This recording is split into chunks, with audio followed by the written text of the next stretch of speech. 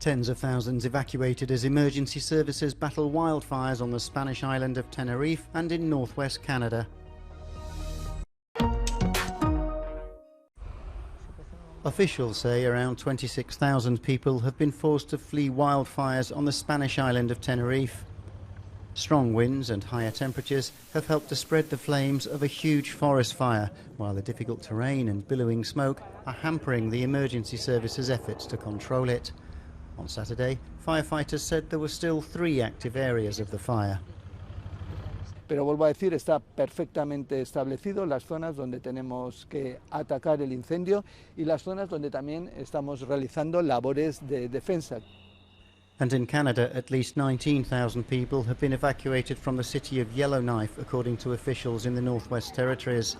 They said 15,000 people fled by road, 3,800 were evacuated by air, and at least 300 firefighters were mobilised to fight the flames. Thousands of British Columbia residents were also on high evacuation alert on Saturday. Officials in Ukraine say a Russian missile strike killed 7 people and wounded 117 others in the centre of Chernihiv in the north of the country. Acting Mayor Alexander Lomako said a 6-year-old girl was among the dead, while the wounded included 12 other children. Volodymyr Zelensky condemned the attack, which he said hit buildings including a theatre and a university.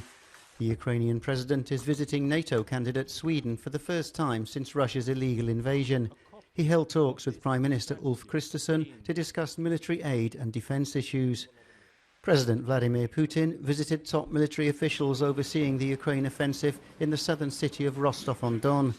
The Russian armed forces said on Saturday that they foiled a Ukrainian drone attack targeting Moscow and the wider region.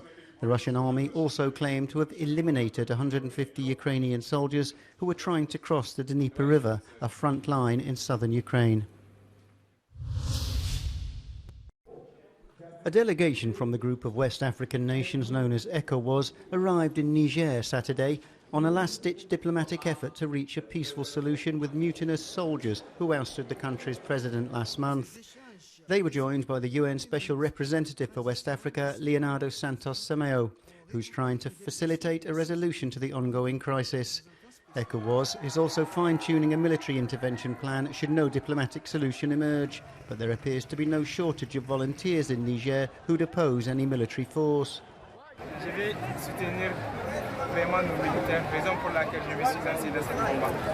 Je suis là pour le recrutement parce que je peux être un bon militaire pour mon pays. Neighbouring Mali and Burkina Faso have also warned they would consider any intervention in Niger an act of war.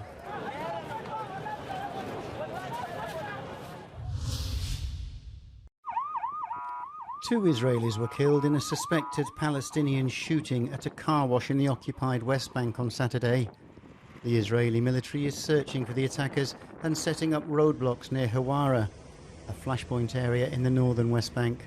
The town has seen repeated gun attacks as well as a rampage by Jewish settlers who torch Palestinian property. This latest incident comes after a 19-year-old Palestinian died of his wounds following an Israeli military raid in the West Bank on Wednesday.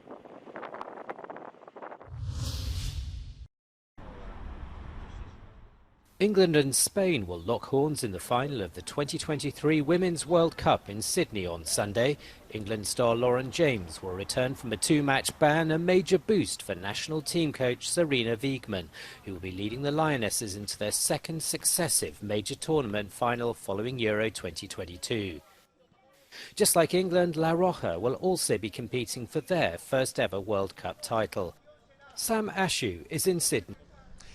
Well, it wasn't the final that the locals dreamt of, but still plenty of interest ahead of women's football's showpiece event. For England and Spain, this is uncharted territory. Neither side have been to this stage of the competition before. La Roja have had off-the-field issues to contend with, whilst the Lionesses will be looking to go one step further following that European Championships victory last summer. 80,000 fans will be at Stadium Australia for this one. Either way, they will be witnessing football history. Sam Ashew for Euronews in Sydney.